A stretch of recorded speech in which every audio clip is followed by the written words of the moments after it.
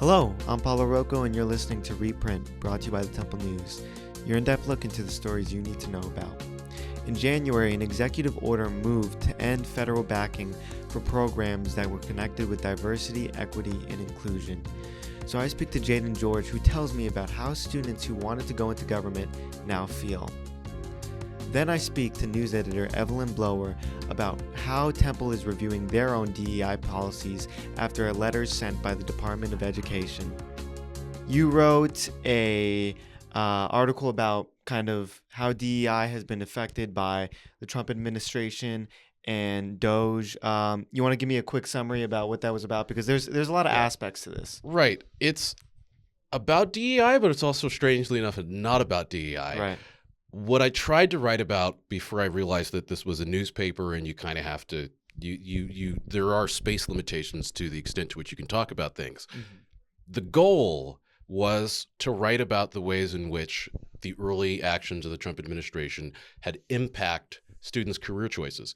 I'm not just talking about people who were thinking about going into the government, by the way.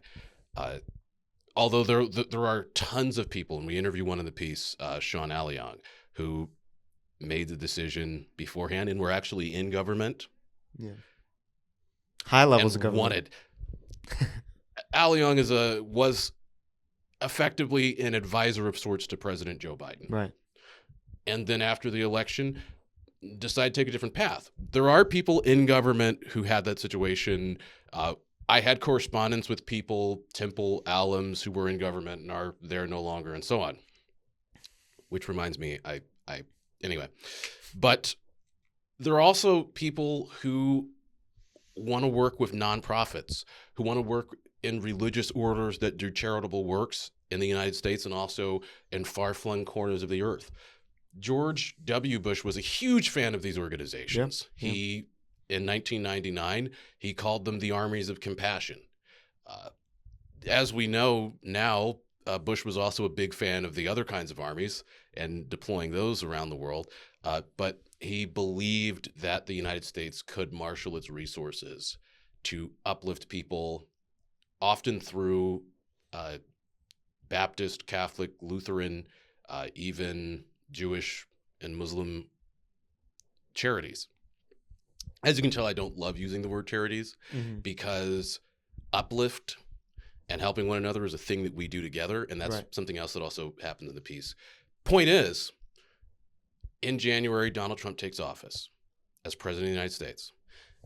He has Elon Musk, the centibillionaire tech mogul, with him, and they have in tow hundreds, I think we can say with some degree of certainty, of 20-something men, a lot of them from Silicon Valley, going on kind of an uninvited tour of the federal government. And in probably what was, if you were an evangelical Christian or you were plugged into those circles, and I still am, the most infamous episode was the closing of the United States Agency for International Development, which helps administer many of the programs that fight disease on the continent of Africa, that helps administer many of the programs that provide health care to remote regions of South America, and so on and so forth. Elon Musk starts tweeting that USAID is evil and corrupt, whatever that means. USAID is shut down. But there's also another case that does not seem directly related to DOGE. It's at the start here where we talk about programs at medical institutions. Yeah. The National Institutes of Health and VA hospitals are now like pretty solidly under the command of the Trump administration, to the extent that they don't have confirmed administrators. The acting administrators oftentimes of these organizations resigned ahead of Trump's inauguration because they did not want to deal with the fallout of being told to do something that they did not feel like they either could legally or morally do. And so NIH and the VA have begun reviewing the grants for programs at medical institutions, therapeutic institutions, for language that they deem woke. Mm-hmm. Yes, if you have the word transgender, for example, in your grant application. In fact, I should note there's like a whole like industry of people. There's a whole profession of people who write grant applications. Right. Right. Yeah. I believe it's literally called grant writing. Yeah. Yeah. No, my mom's involved with that. Yeah. And if you wrote an application that had a word like transgender Mm-hmm. or, that talked about racism or what have you, they would flag you. This began only about a week ago, so it's not entirely sure what's actually the goal here, but we're pretty sure we know what it is because it was done to comply with an executive order from the Trump administration sort of ending federal financial support for quote-unquote DEI. Mm-hmm. I'm sure there are organizations that will have their funding pulled, and that's a pretty big deal. But more importantly, arguably, is this idea of a chilling effect. If you are a medical institution and you do a lot of good work in your community and you having a program that people in Washington don't like threatens the rest of that work, you might be inclined to make the decision to end that program before it even gets to the place where things are being pulled, funding's being slashed, and that sort of thing. And that has also caused people who are interested in medical work, who are interested in nonprofit work. We talked to essentially, I believe, a master's of social work student, Sin Taylor, Mm-hmm. who had looked at these various opportunities. Her dream for much of her life was to work with transgender youth. And all of that has largely gone away, not just because the federal funds are gone now, but because the federal funds might be pulled from other projects that the organizations overseeing these programs have. Yeah, so. For sure. Yeah, I mean, you you definitely summed it up there with everything you said. You mentioned a little bit, Sin Taylor, who you talked to. I also like to bring up, Professor Hagen, great professor that you also spoke to. Dr. Michael Hagen, absolutely. Yeah. Tell me a little bit about the morale of students wanting to go into government. And then on the flip side, also people like Professor Hagen who have worked in government for ages. What's their morale like on both sides? So I had the opportunity to speak with Dr. Hagen before Trump took office, or at least in the very early days of I believe it was before he took office, about what promised to be a wholesale transformation of the civil service, a wholesale transformation of the relationship between the civil service and the White House, a wholesale transformation in the relationship between quote unquote careerists and politics generally. This would not be the first time that transformation's occurred. The reason we have a blueprint for what's about to take place is because when Andrew Jackson won the presidency in 1828, he filled the federal government with people whom Martin Van Buren had recruited to what's known as the Democratic Party, Jackson supporters. And qualifications in terms of expertise were not a huge part of the hiring process there. They asked Governor DeWitt Clinton, no relation, by the way, of New York, a Jacksonian Democrat, about this policy of essentially giving out government jobs as a reward for supporting Jackson. And he says, to the winner goes the spoils. During the Civil War, some of the people who got replaced in that system were like postmasters. Jackson bans anti-slavery literature from the South to keep, I don't know how to put this delicately, it's Black History Month, to keep white mobs from gathering at post offices and burning them to the ground for having anti-slavery literature. When Abraham Lincoln wins in 1860, there is fear in the South. The Civil War is about slavery. The Civil War is about slavery. Let me say that one more time for the people in the back. The Civil War is about slavery. But there is fear in the South that Lincoln will appoint postmasters because the Republican Party has no infrastructure, technically speaking, in the South, because you are, again, at that time, you don't necessarily write a name on a ballot and drop it into a box. You can pull ballots out of publications. Republican ballots appeared in publications oftentimes that were opposed to slavery at the time because the Republicans arose in opposition to the expansion of slavery in the territories. This is getting kind of intricate. But anyway, point is, during and after the Civil War, there's a push, especially from Democrats like George Pendleton, to remove partisanship from the ranks of the civil service. James Garfield, the sort of anti-corruption crusader, is elected president. He's a Republican, but he does not farm out these seats to people of his party.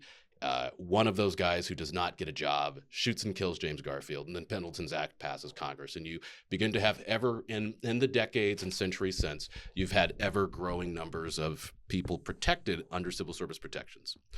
Trump wants to kind of bring back something akin to the spoils system because as Hagen explained, because Hagen teaches all of this in his course, as you know, and as Hagen explained to me, at the end of the day, it's possible to see the argument that when people vote a guy in as president, they want the government to fill up with people that are going to bring that guy's vision to pass.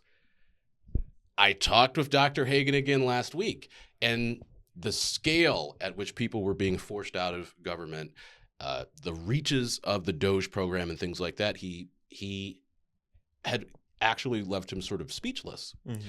And he had said, I don't think this particular kind of thing has any precedent in American history. I don't know that you've ever just had, like, as David Brooks would say, 20-somethings from Harvard marching around Washington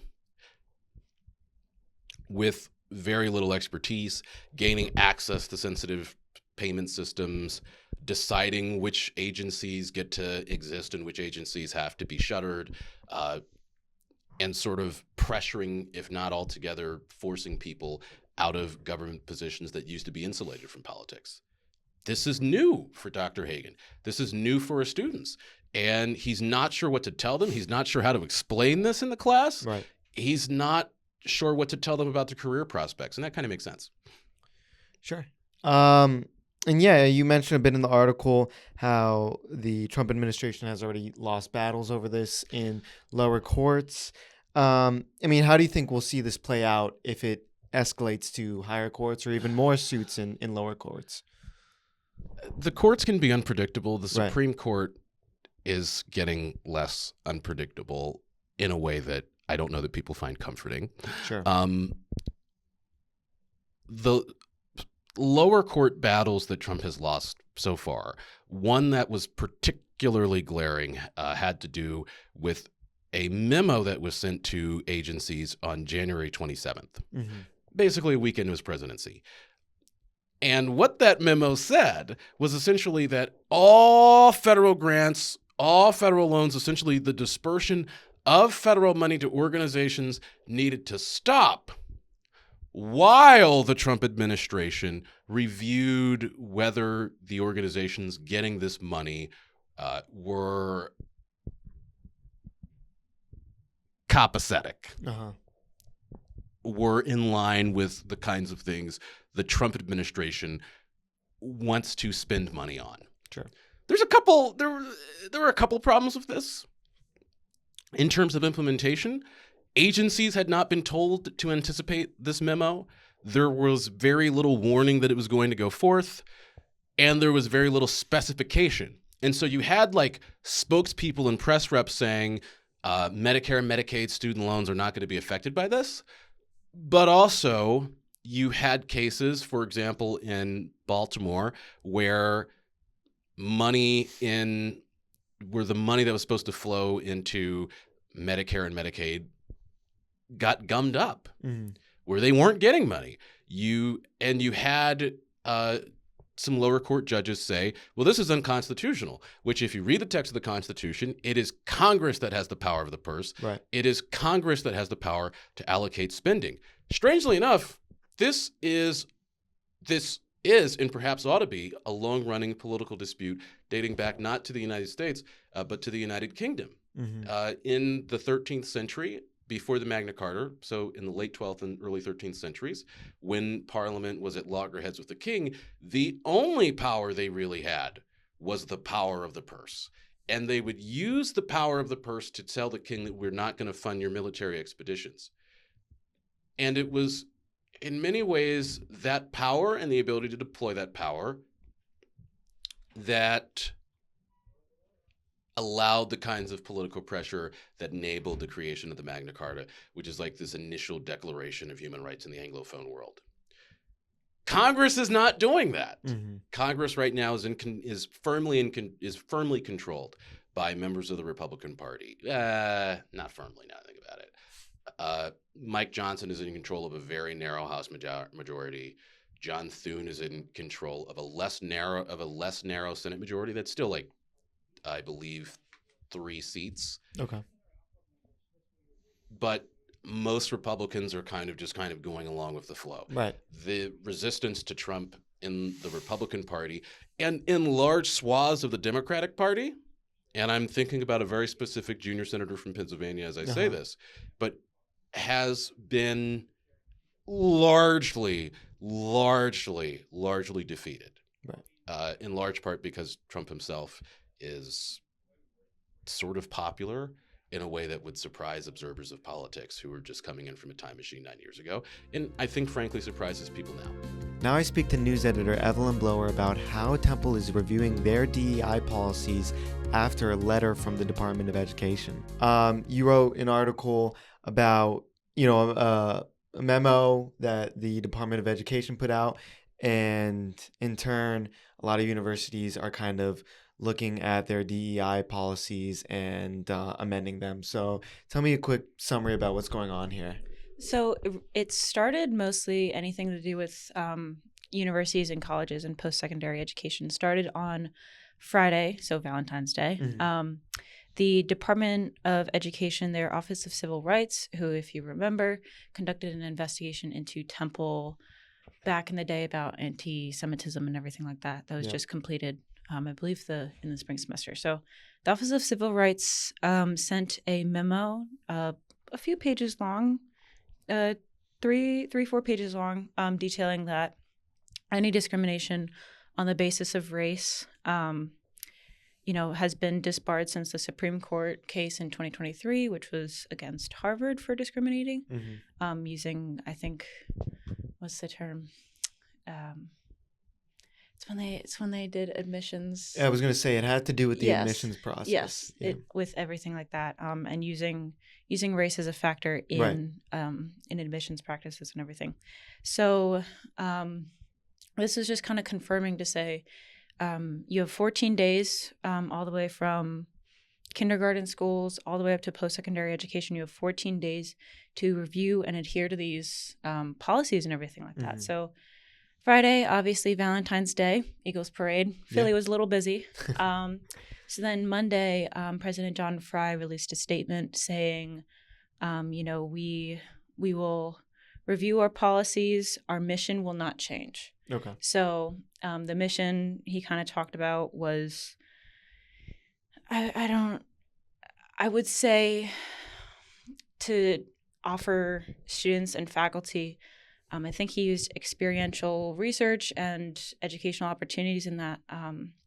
So President John Fry kind of offered that as a response to the letter that was sent on Friday. So I think that's really what started all of this. Yeah, I mean, looking deeper into that initial letter, I'm sure a little bit of it is kind of vague, but so are they just specifically talking about the outcomes of that suit and that court decision that they would like universities to abide by, or is it additional policies? It's additional policies that have everything to do with diversity, equity, and inclusion. So, and they haven't clearly or technically been laid out, have they yet? Or I mean, it's the wording of the letter is very vague, and it really depends on how some universities are going to approach it. So there's some universities that have used like third-party methods to kind of see about any kind of like race. The entire letter is based on race. Right. DEI is much more than just race, but the entire letter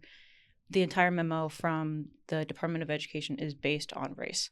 So any kind of like DEI initiative that discriminates against race would be has to be reviewed thoroughly. And information from Washington is few and far between. And when it comes out, it's incredibly hard to address those kinds of things. And I think, we have